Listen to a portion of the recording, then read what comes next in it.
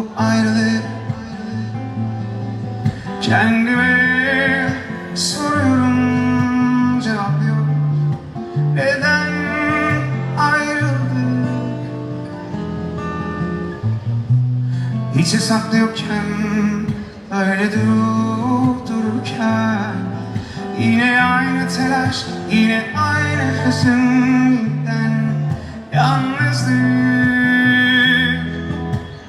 Acıyor, bak canım bazen, ama gel diyemem, gelmek isteyemem. Baktım aşklarım bazen, sen de dön diyemem, yanmak isteyemem. Yansan bir ses gibi, herkes gibi, dünler gibi yar. Geçtiğin tüm hayaller gibi, düşler gibi yar. Git ne yapıyorsan ben nasılsa görmeyeceğim. Sonra geri dönme, ölsen dönmeyeceğim.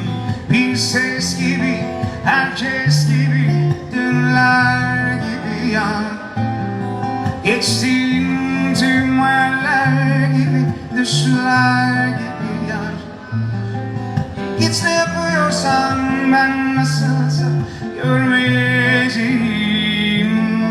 Sonra geri dönme, ölsen dönmeyeceğim.